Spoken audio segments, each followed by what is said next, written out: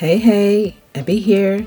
If you happen to bump into my video, thank you for sticking around and watching it through to the end. Please like, share, and subscribe. I'd appreciate it a whole lot. So I've been to Qatar a number of times. Doha for me is really home away from home, and I should honestly be an honorary citizen by now.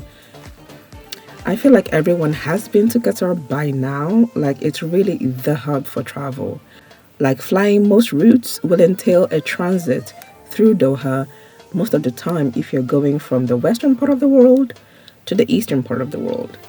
And that is if you don't take any other airlines like Turkish Airlines or Emirates. If you take Qatar Airways, Doha is a guarantee.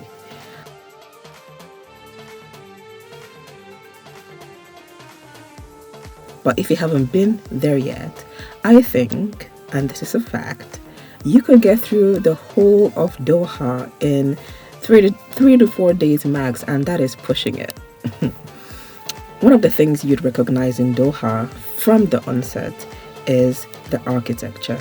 That is not a lie. Qatar is known for its architecture, and Qatar knows architecture and engineering 100%. If you're looking to get a glimpse into its heritage, I'd suggest checking out Souq Waqif, Qatar, and the National Museum. If you're more for the modern world, or a mix of both, I'd say you check out Mina District, or have a day trip to the Banana Island, like you're seeing here. Or honestly, check into one of Qatar's many luxurious hotels for a brilliant stay and amazing views guaranteed. They really spend prime time and top dollar on that to bring these designs to life. And some of the buildings you see there have more Islamic designs, and then the others in downtown Doha would have more of the skyscrapers, etc. In this vlog, you will see glimpses of this, like the National Museum of Qatar, Banana Island, and the Mina District, of course. Doha, as most of you know, is all about a lot of things. So if you're looking for cafes, history, if you're thinking culture, museums, top hospitals, by the way, healthcare, and high-end anything, these are all there. So go and have a good time in Doha if you're looking for any of those things that I just mentioned.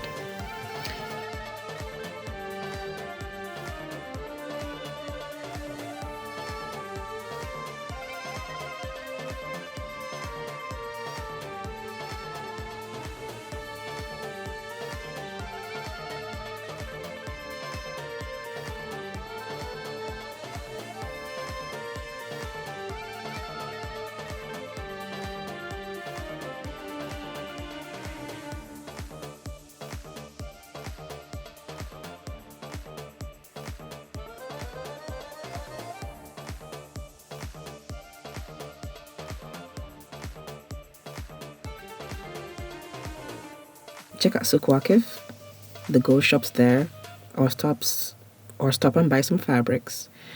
And for those that love their matchas and their ice cafes, ice lattes, check out the cafes. There's loads of them. I don't know if they are giving people some incentives to open cafes in Doha, but there is numerous cafes now. I don't know where it's coming from.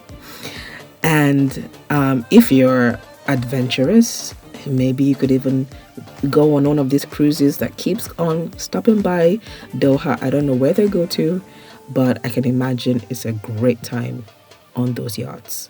Are they yachts? They're cruise ships. I can imagine it's a whole lot of fun on those cruise ships. I would go on that if I could.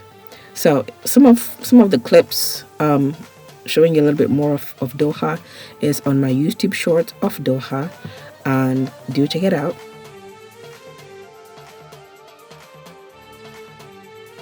And on that note, it's Abby here. Once again, thank you for watching.